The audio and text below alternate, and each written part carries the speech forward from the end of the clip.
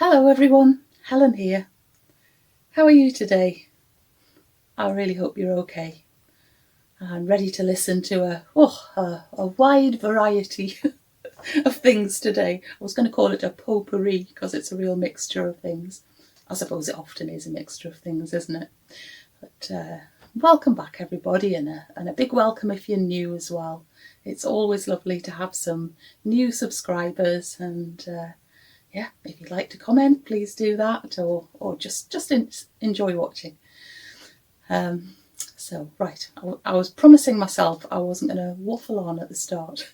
But it's a real potpourri today because I've got three finished projects, and I've got a visit that I made to my nieces, Nell and Libby. I'm going to chat to you a bit about that. That wasn't so long ago. And a couple of vintage books we're going to take a look inside, so hope you're going to enjoy those. So, finished projects. Well, the first one that I'm going to show you is my Advent tree. Look at this. I am so pleased with it, and I've realised that I've forgotten to have near me the little decorations that I've been knitting, although I'm kind of keeping them secret now.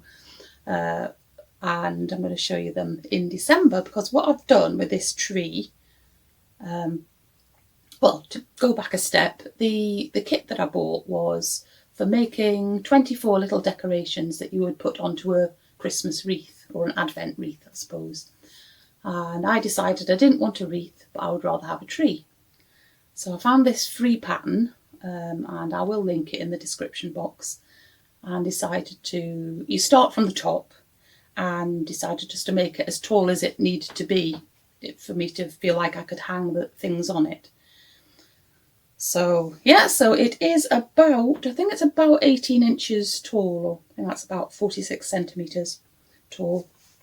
And when I finished the crochet, the first thing I did was to put stitch markers evenly spaced around it so that I knew where I was going to sew the buttons. And then one by one I sewed all of the buttons on, so it was enough for all of the little decorations. And I tested it out, and they do work, so because the decorations just got a little loop on the top. And so then when I'd sewn all of the buttons on, I stuffed it. I stuffed the whole thing to begin with fully, and then set it down onto a piece of paper and drew round it. And in fact I found that I had a plate exactly the right size, so in the end, to get a proper circle, I drew round the plate, and I cut out a piece of felt and a piece of cardboard, and then sewed them around the bottom. I took out some of the stuffing, and it definitely needed to be weighed down a bit. And I found in the cupboard a very out-of-date packet of popcorn. So that's what it's got inside it, dried popcorn in a bag, sealed in a bag. So it is very stable, and I just can't wait to use it in Advent. I'm so pleased with that. Pleased with the yarn that I picked. It's a Lion brand yarn called Ferris Wheel, and it's just variegated, so you get all these shades of green. I think it looks really effective. So there we go, that's my tree finished. Next thing that's finished, which has been a bit of a bone of contention, is the Festive Gnome. So I was using a pattern from a Woman's Weekly magazine, which it turns out was from last November 2023. And I got on fine with the body and the arms and beard, although the beard took a long time. But I just came to grief when it came to the hat. The hat looks brilliant. It looks like a Christmas tree. But despite some of you lovely people who watch helping me out, I decided in the end just to do a different hat to the one in the pattern, and I actually crocheted it. And because I love the yarn so much of this tree, I decided to use the same yarn. I had some left over, and so here is my finished Festive Gnome. So a little bell on the top. And when I finished using the green yarn, I decided to find a fluffy, I think that's a Sirdar Snuggly yarn, so he had a fluffy edge to his hat as well. And I'm ever so pleased with him. I could have persevered with the proper pattern for the hat, because I think I did understand eventually what I'd done wrong in my first attempt and what I needed to do. But it was going to take so long that I decided I just wanted him finished, and it didn't take me very long at all to crochet this hat. I just think he looks lovely anyway, so there we go, a finished festive gnome. You can stand by the tree. And then the other finished project that I've got to show you, wow, well, I can't believe how big it is. It's another of the Motion Friends. I think I showed you a couple of weeks ago that I just knitted the head of a sheep. And I wanted to knit a sheep because I had some special Orkney yarn from North Ronaldsay sheep.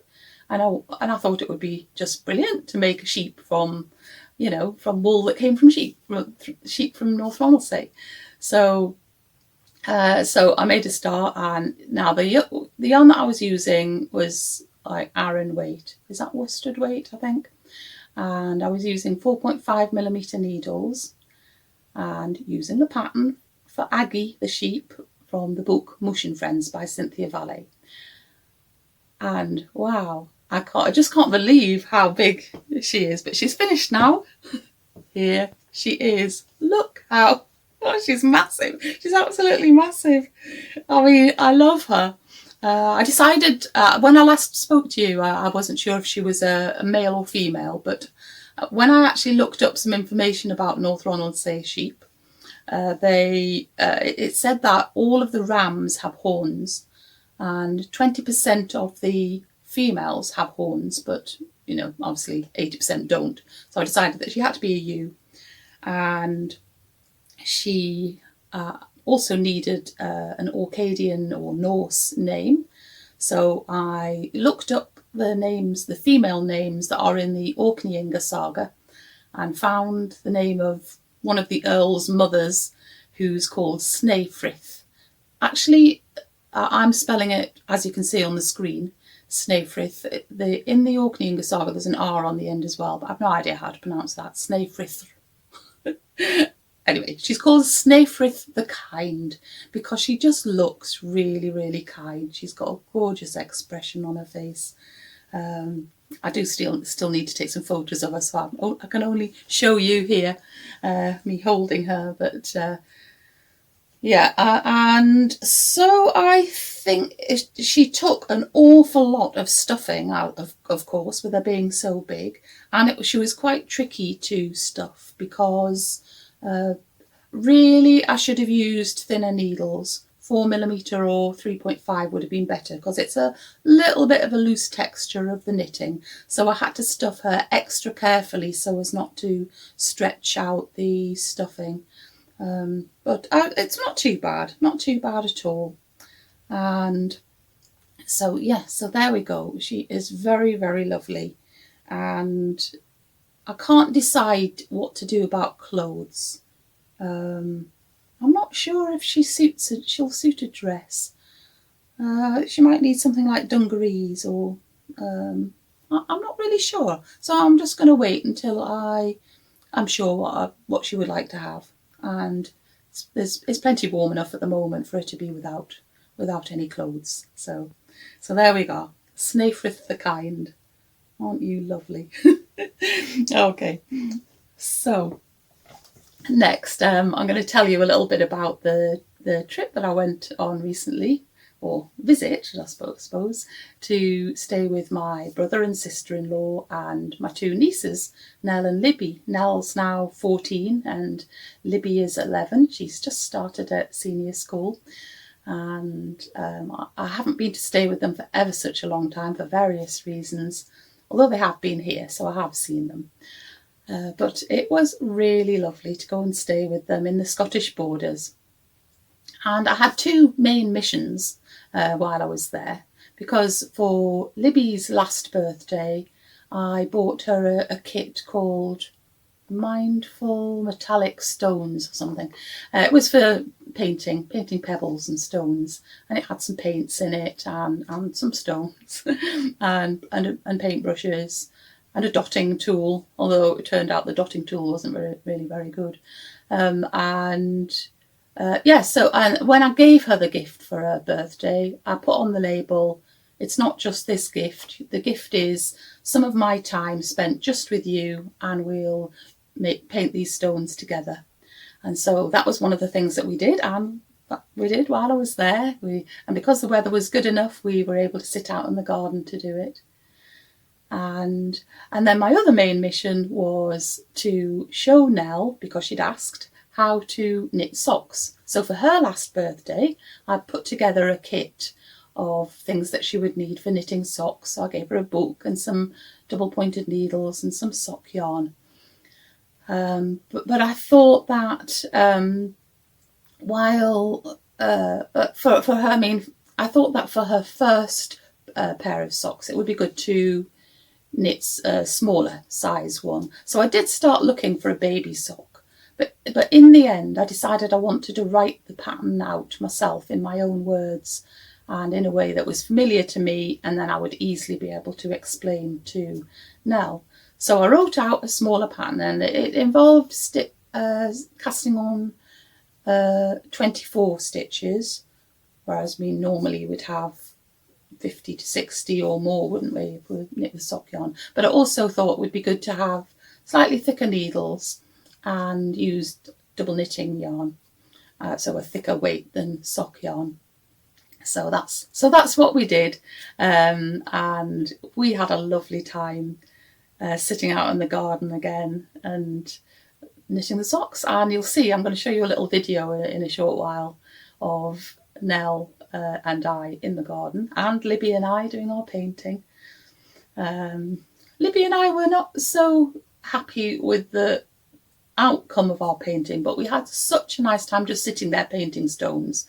The stones themselves, or mine at least, are not works of art. I'm not really proud of them, but it was just the fact that we were sitting there together quietly painting, chatting, and it was lovely and relaxing. It was really good quality time that we spent together, and the same with Nell as well. It was just lovely to sit there with her for a whole morning, just knitting and chatting. And we did also take Henry the dog out for a walk. They've got a lovely Cocker Spaniel called Henry, and I'll say that, and I'm not really a dog person, I have to say. I've never ever had a dog as a pet, but Henry is a lovely dog. He's very, very calm, and he's friendly, but he knows he obviously he can sense not to be too friendly with me, so it is really nice to go there. I'm not worried. They did used to have some Springer Spaniels who are very jumpy, and I was a little bit more afraid of them. But no, Henry is lovely. And while I was there, actually, I persuaded Nell to let me video her playing the bagpipes. She's been learning the bagpipes for 2 years now, and is doing brilliantly. And I think I have in a previous podcast showed you, I think the last time she was staying here, she brought just the chanter, just the bit that you blow and play the tunes on. So yes, I have shown you a little bit of her playing before. But when she does her practice at home now, if the weather is okay, she goes out into the garden. And she goes down the bottom of the garden. Now they're in a pretty remote place, so they haven't got really near neighbours who are troubled about the sounds of bagpipes going on. I think in the video that I'm going to show you, you can see some kind of buildings, but they're just a barn, and it's not actually somebody's house. So that was lovely. I'll show you that in a minute. But honestly, Nell tried to get me and then Libby to have a go at playing the bagpipes. Well, I really, really admire anybody who can play the bagpipes now that I've had a go. You need so much lung capacity to blow. Nell kept saying, blow harder, blow harder. And I was just about passing out, trying to make a sound. And I'm not giving you the sound that I made because it was absolutely terrible. And Livy had a go as well. She wasn't any more successful than me. Anyway, here's a little clip, a couple of clips of of Nell playing the bagpipes.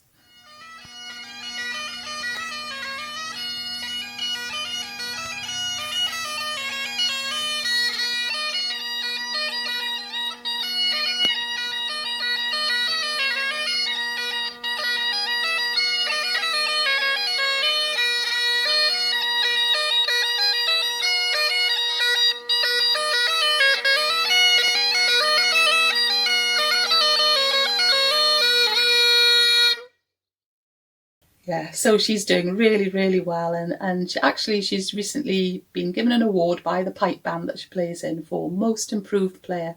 So I'm very proud of her for that, and yeah, it's just brilliant that she does that. So I'm going to show you now the little video that I made of Nell and Libby and I getting up to our crafting in the garden.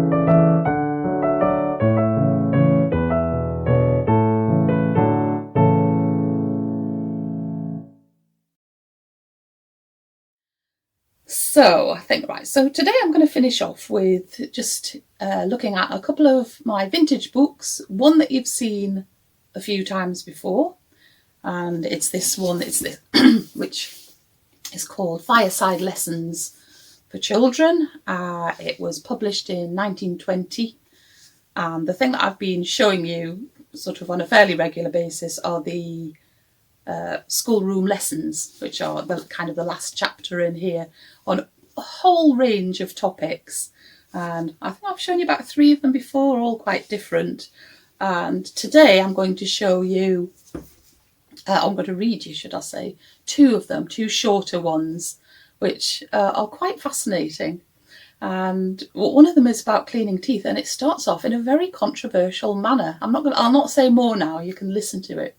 But it's very, very interesting. So, and you just have to remember this is children in 1920 were being given this information. And then when you might have noticed when I do a schoolroom lecture that at the start, my little intro to before I read the story is a basket of books. And in that basket of books, you might have noticed one of the books is this one here, which is called 50 Figure and Character Dances. Now then, I love this book, and one of the things that I love about it are the photos in it. So I've put together a whole series of the photos. I mean, it might be the most boring video in the world for you. It might not be your thing, so that's fine. But I love them. And yeah, it's an amazing book. Again, this book was published in 1921 by a lady who taught dance and in schools. In Scotland, actually. It's a Scottish lady who wrote it. And it's got loads and loads and loads of different dances, and it shows you ideas of costume, and I love these descriptions of the costume. And it shows you the diagrams of where to move and how to move and where to move to next, so that you know how to teach the dance. And it always tells you which music that you can use as well. And I just think it's the most wonderful book. I'm not somebody who has ever done dancing. Well, I have done dancing actually, but not this kind of dancing. But I just love the photos. I hope that some of you at least are going to be as enthusiastic about the photos as I am. And so I'm going to read you the 2 short stories from that book, and I'll follow straight on with the photos from the 50 character dances, and then I'll pop back to say goodbye.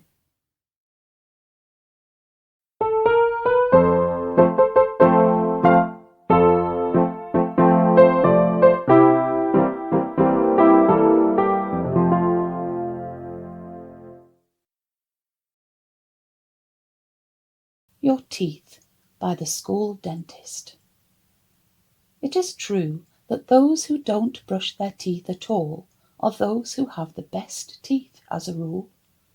And yet it is also true that these are really the people and creatures who brush their teeth best. That sounds absurd, but it is true. The best teeth are found among savage human beings and among the lower animals, as, for instance, cats and dogs, who never brush their teeth at all. And so there are some people who say that we should not brush our teeth either. But we should try to make a point of including in our food a little, at any rate, of the kind of things with which savages and dogs clean their teeth. Fibrous food that needs chewing is what we need, whereas all kinds of food that are more or less like slops and need no chewing are the worst for the teeth. Very good indeed is such a thing as raw celery at the end of a meal, and children may well munch a raw apple at bedtime. Also, we must certainly brush our teeth using a firm, hard brush at the very, very least every night, in order that our teeth may be protected while we are asleep. But everyone who cares to have a pleasant breath, besides keeping his teeth, will use the brush every morning also. It should chiefly be used with an up and down motion, rather than from side to side, for it is the spaces between the teeth that we want to clear, and it is well to use with the brush some alkaline antiseptic powder. The Bath by the School Doctor. There can be no doubt as to the simple rule for washing that is the very best, though not many people have time and convenience for following it. This rule depends upon the fact that hot water is the most cleansing, but cold water the most bracing.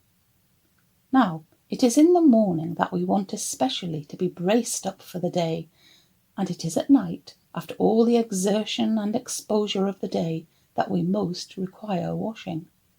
The ideal thing for people of all ages is what we all know to be best for children, a hot bath before going to bed. This means that the day's gatherings and produce in the way of perspiration are all cleaned away, and in the morning we wake up still practically clean. Also, a warm bath has a soothing effect upon the brain and is one of the very best ways of preparing us for sleep.